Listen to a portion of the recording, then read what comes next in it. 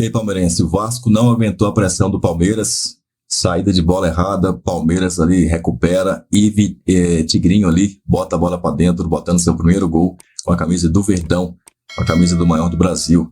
Felipe Melo, o Pitbull e Denilson Show, ex-Palmeiras, todos eles, rapaz, ganhadores inclusive, hein? Ganhador de títulos aí com o Verdão.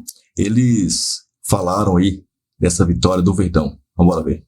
Cara, bom, o Vasco sabe onde o calo dele aperta, mas eu acho estranho, confesso, cara. Vendeu o mando, né? Eu recebi uma mensagem que falou que vendeu o mando. Sim, vendeu o mando. Não pode vender. Não, a questão falando são 3 pontos tecnicamente, assim, de não ter o Verratti nem no banco hoje, assim. Não, eu acho que é um erro. Também acho. Eu acho que é um erro dos treinadores. Por mais principal. que você tenha você priorize, e é natural priorizar, que hoje é até difícil você falar quem é titular e quem é reserva, né? Os times rodam tanto os jogadores. O Vasco, o Verratti cara, mas esse é o capitão dele. Você abrir mão, então, mas você abrir mão, por exemplo, de um Coutinho e de um Verratti, num jogo desse tamanho, do banco de reserva, cara, eu acho que é um erro. Óbvio que está dentro do planejamento, o Verratti acabou de falar aí por causa do jogo no meio da semana, mas não tem como jogar 20 minutos? Eu vou além. 15 minutos? Eu vou além. Eu acho que o Coutinho, tudo bem, agora o Verratti não pode ficar fora do banco de reserva. Ele é o capitão do time, é um cara que muda toda a estrutura do Vasco quando está em campo. Então, assim, eu acho que pelo menos no banco, para de repente jogar 20 minutos se precisar, sabe, porque o jogo foi 1-0 pro Palmeiras. Então você bota o Verratti faltando 15 minutos ali, sabe, o Palmeiras de repente recuando linha, botando bola na área, qual a probabilidade do Verratti ganhar uma bola e fazer um gol, ganhar uma bola e o Vasco fazer um gol de uma bola aérea? É grande. É maior do que sem ele, né? Exatamente, é maior E do que sem não é ele. uma situação cômoda na tabela. O Vasco tem 7 pontos, cara. Exatamente. E assim, como a gente tá debatendo aqui, o Vasco fora de São Januário não tá machucando ninguém, cara. Somou 1 ponto contra o Flamengo. Não tem técnico? Não tem porque técnico. O Felipe não é um técnico. Por mais que ele hoje esteja técnico, todo mundo sabe que o Vasco está atrás do Fernando Diniz, que é o nome que o Pedrinho quer para comandar o Vasco. Então, até quando você vai, né, com um técnico interino, abrindo mão de alguns jogos importantes, eu acho que é um momento que o Vasco deveria refletir um pouco, cara. Sim. E aproveitando, a gente estava mostrando a imagem do Coutinho e também do Verratti, aproveitando que o Felipe Melo citou ali a marcação, pressão da equipe do Palmeiras, vamos fazer a nossa mesa tática de hoje. Roda a vinheta aí. Então, isso. Aê, garoto. Tá bem demais. Cheguei, tá bem José, demais. cheguei, pai. Vinheta.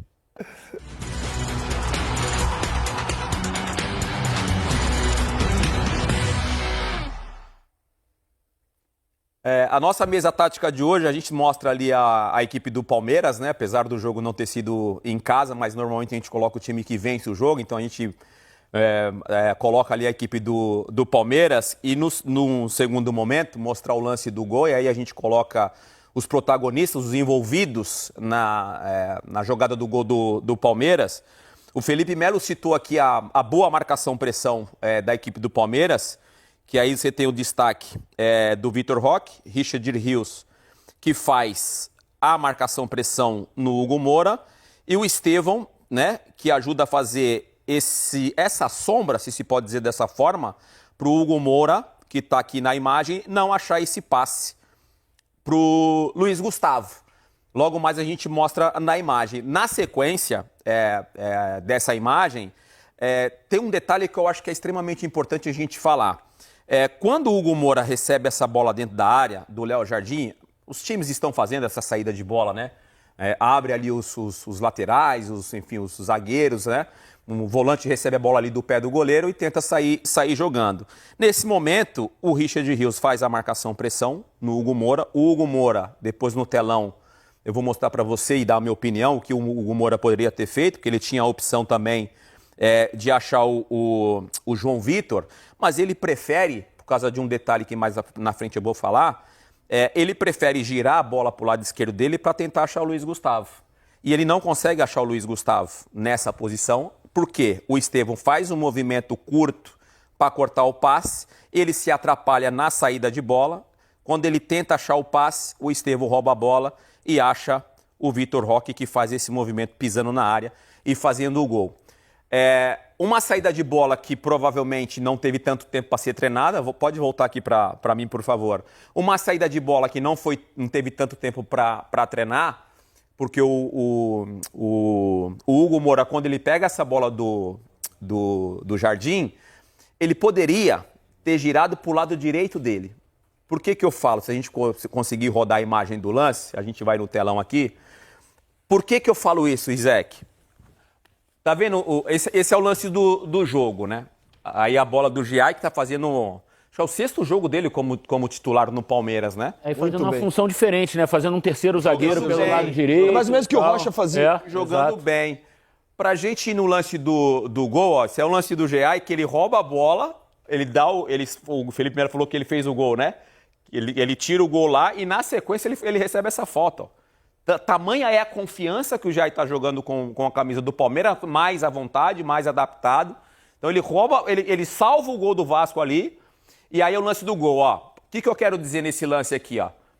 Ele recebe a pressão, o Estevão inteligentemente acha o Vitor Roque e consegue fazer um gol. Acho que depois de 12 jogos o Vitor Roque faz o seu primeiro gol. Se a gente colocar na origem da jogada, e aí eu quero a opinião de vocês, meus amigos, o Hugo Moura, ó, tá vendo que ele traz a bola? Pausa pra mim na origem, né? Tá vendo que ele pausa a bola e traz pro lado esquerdo dele? Que aí pra mim tá o erro na jogada. Porque quando ele pausa a bola e leva pro lado esquerdo dele, pode soltar. Tá vendo? Ele domina a bola, Felipe, ó. Tá vendo, meus amiguinhos? Pro lado esquerdo dele. Se ele gira aí ele é pressionado, ele faz até um gesto com a mão pra falar, Luiz, me dá a opção do passe, cara. Rápido, porque eu preciso te achar. E ele não acha. Porque se ele gira a bola pro lado direito dele, ele tem a opção do passe. João Vitor, né? Pro João Vitor lá em cima, ou ele tem a opção de estar pressionado, botar o corpo. Ele esconde a bola. Quando ele traz a bola pro lado esquerdo, ele mostra a bola pro Richard Rios. Eu concordo com você, ainda digo mais. O Léo Jardim poderia ter tocado a bola pro lado e o próprio Léo Jardim ter dado linha de passe para ele. Porque se o Richard Rios vem pressionar, ele toca pro Léo Jardim, como acontece muito com o Rossi no Flamengo, o cara vem pressionar, o cara toca no Rossi, o Rossi vai lá e vira o jogo, muito bom que é com o pé, né? E vira o jogo e acabou a bagunça. Então, assim, ele pega na bola e o Léo Jardim tá atrás dele, não tem linha de passe nem tão pouco do goleiro. E depois ele mesmo se faz marcar ou trazer a bola pra esquerda. Agora, se o Vasco quer o Fernando Diniz, é bom o torcedor do Vasco se acostumar com esse tipo de jogada. Cara, Mas aí vai ter linha de passe. Aí vai ter linha de passe. Isso. O André era um volante que fazia muito isso. O Felipe abria de um lado, o Nino abria do outro, é ou não é? Exatamente. O Fábio aparecia pra jogar. Então, vascaínos, acostumem-se com essa imagem, Acostuma a sair a bola assim. Mas vai ter linha de passe. Com o Diniz... Mas vai levar também o Nino, o André... Felipe, o André... A saída de bola do André. Não, eu não saio do ar-condicionado mais não, obrigado. Esse aqui também. É voltar, Felipe? Ar-condicionado tá bom, obrigado. Agora, Felipe, pegando o gancho no comentário do Eric, né? É quase que um fetiche do futebol brasileiro falar da saída de bola dos times do Diniz. Às vezes um time da Série C comete um erro grotesco como esse aí. Ó, o dinizismo aí! E eu falei, desculpa, André, sem crítica ao Diniz, não. Claro, Eu tô falando só que isso vai ser uma constante no time É do uma Vasco. questão cara ao Fernando Diniz que o time saia trabalhando a bola. Como é que é isso no dia a dia, essa obsessão? É muito trabalho. Demanda tempo. É muito treino e muito erro. O que mais tem? Exatamente. Repetição. Muito erro. E às vezes o Diniz fazia o que com a gente no Fluminense? Muitas vezes.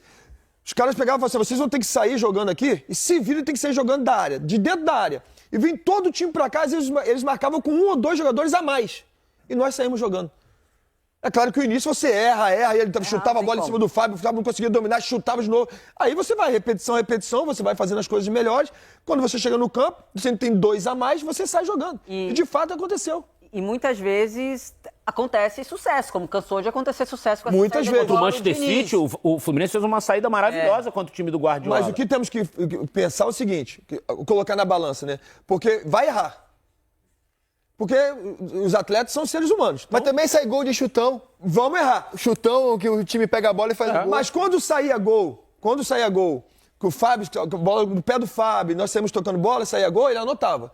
E quando o Fábio errava, ou eu errava, ou o Nino errava, que nós somos seres humanos e errávamos, e os jogadores... Você não errava, irmão. Os caras que não entendiam você, irmão. Não, eu errava. Não errava. Eu errava, vamos lá, eu não vou criar polêmica aqui não, eu errava. Mas, e errava muito, não era pouco não, mas eu mais acertava do que errava. Mas ele anotava... Então, ele anotava e falava assim, e tem muitos lances, eu lembro que no jogo contra o próprio Vasco, que nós empatamos o jogo 1-1, Fluminense e Vasco no Maracanã. E foi um atropelo, assim, foram 25 chutes. O Léo Jardim foi o melhor jogador em campo. Exatamente, e no início do jogo o Fábio tocou a bola errada e o atacante do Vasco fez o gol.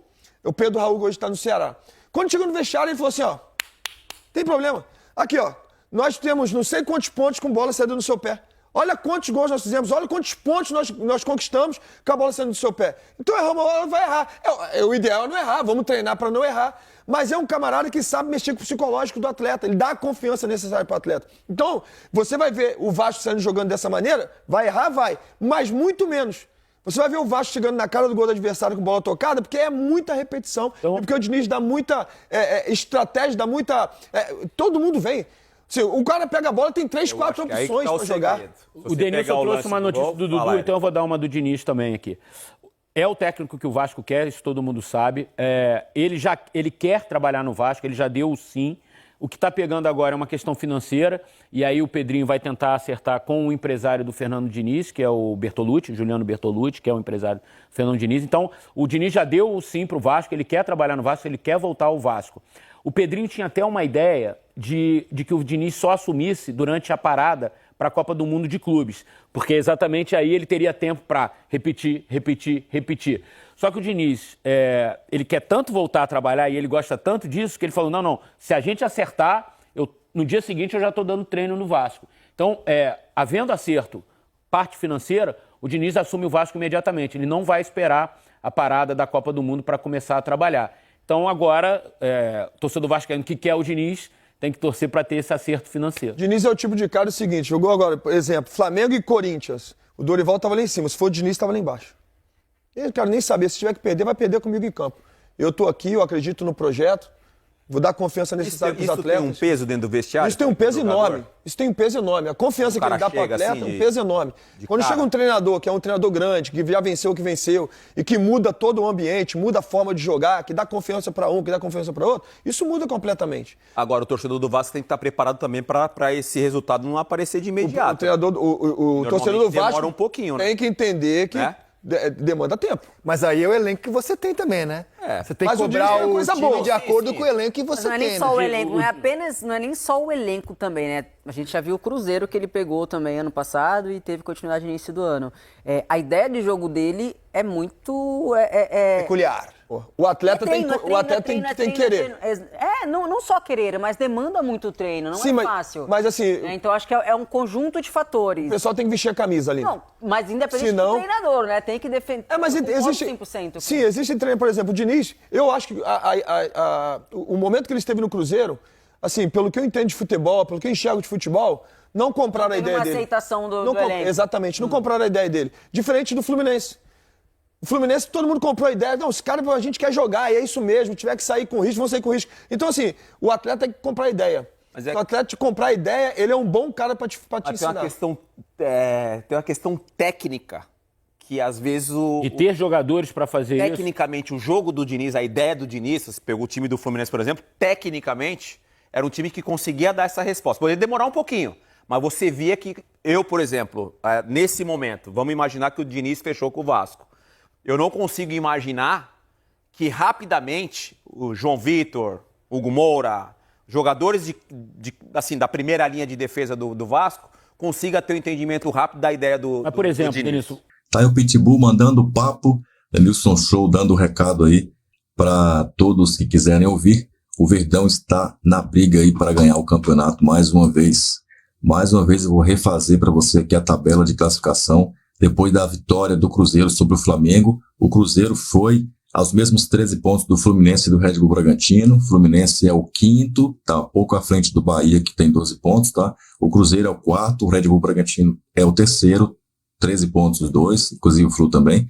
O Flamengo tem 14 e o Palmeiras tem 16. Gostou da análise do Felipe Melo e do Denilson Show? Então deixa aqui o seu comentário em que você concorda e discorda com eles. Eu te vejo já neste vídeo aqui. Deixe o seu like, compartilha nos grupos do WhatsApp e do Telegram.